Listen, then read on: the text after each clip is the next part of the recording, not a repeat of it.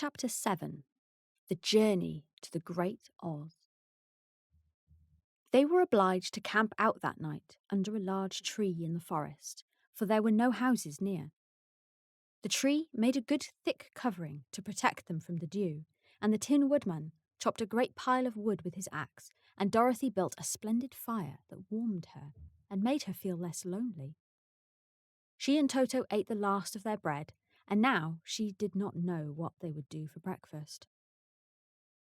"If you wish," said the lion, "I will go into the forest and kill a deer for you.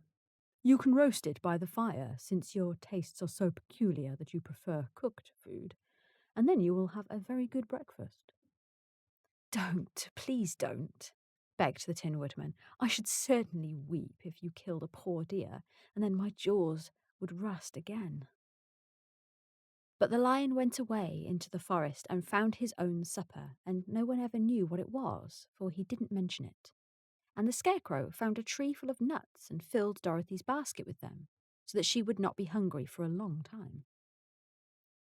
She thought this was very kind and thoughtful of the Scarecrow, but she laughed heartily at the awkward way in which the poor creature picked up the nuts. His padded hands were so clumsy, and the nuts were so small that he dropped almost as many as he put in the basket.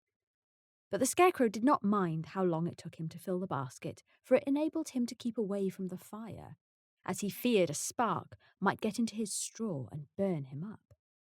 So he kept a good distance away from the flames, and only came near to cover Dorothy with dry leaves when she lay down to sleep. These kept her very snug and warm, and she slept soundly until morning.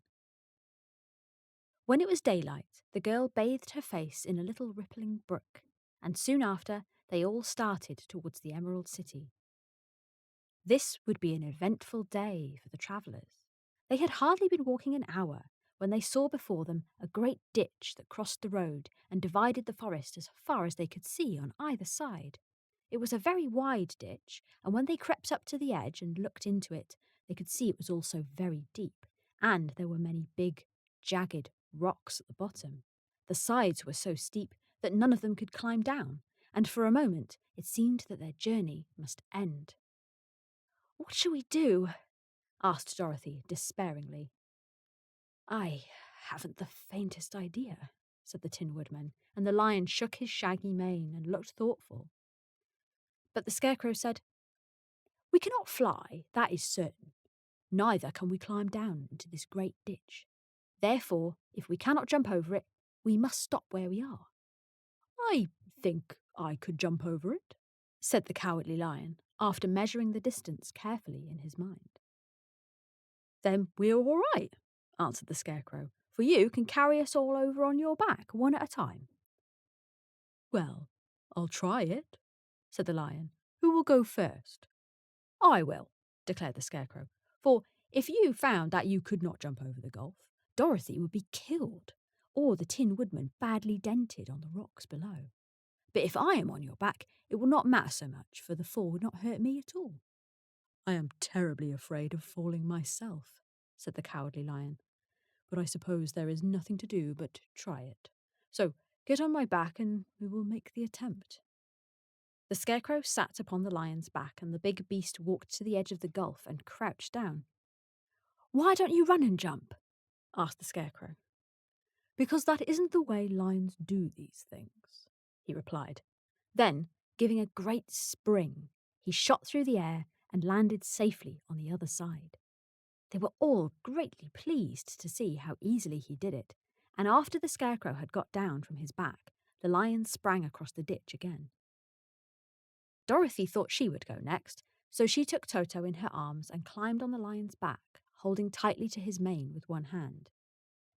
The next moment, it seemed as if she was flying through the air, and then, before she had time to think about it, she was safe on the other side.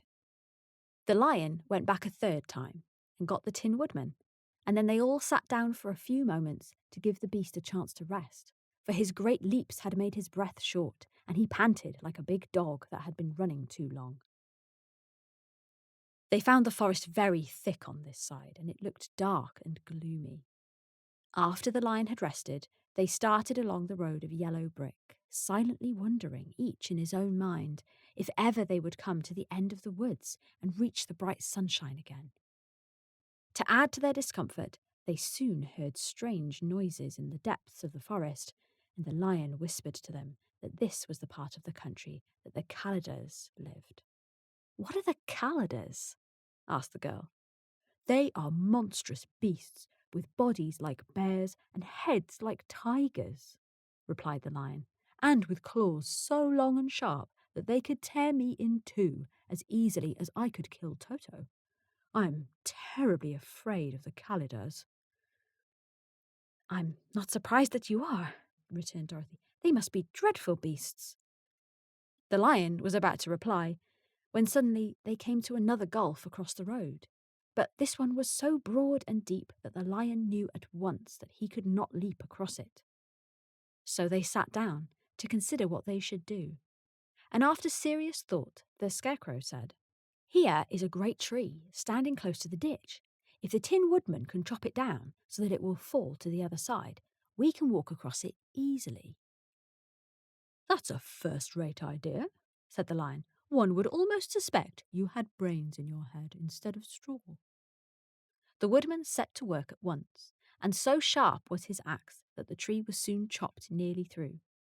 Then the lion put his strong front legs against the tree and pushed it with all his might, and slowly the big tree tipped and fell with a crash across the ditch with its top branches on the other side. They had just started to cross this queer bridge when a sharp growl made them all look up, and to their horror they saw running towards them two great beasts with bodies like bears and heads like tigers. "They are the Calidars," said the Cowardly Lion, beginning to tremble. "Quick!" cried the Scarecrow. "Let us cross over." So Dorothy went first, holding Toto in her arms. The Tin Woodman followed, and the Scarecrow came next. The lion, although he was certainly afraid, turned to face the Calidars, and then he gave so loud and terrible a roar that Dorothy screamed and the Scarecrow fell over backwards, while even the fierce beast stopped short and looked at him in surprise.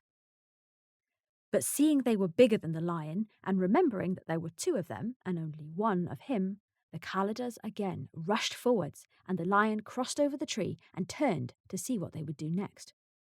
Without stopping an instant, the fierce beasts also began to cross the tree, and the lion said to Dorothy, "We are lost, for they will surely tear us to pieces with their sharp claws. But stand behind me, and I will fight them as long as I'm alive." "Wait a minute," called the Scarecrow.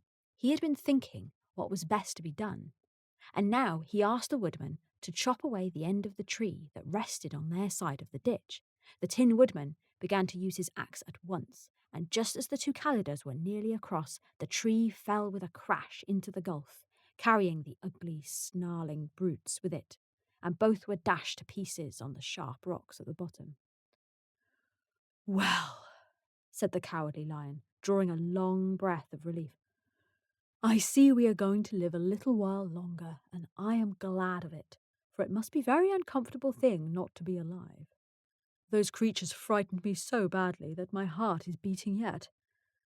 "Ah," said the Tin Woodman sadly, "I wish I had a heart to beat."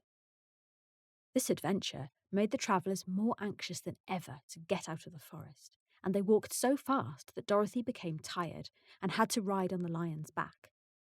To their great joy, the trees became thinner the further they advanced, and in the afternoon they suddenly came upon a broad river flowing swiftly just before them.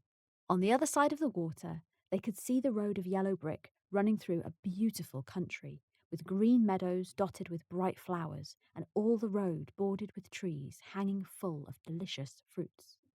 They were greatly pleased to see this delightful country before them. "How shall we cross the river?" asked Dorothy. "That is easily done," replied the Scarecrow. "The Tin Woodman must build us a raft so we can float to the other side."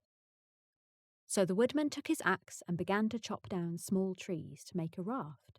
And while he was busy at this, the Scarecrow found on the riverbank a tree full of fine fruit.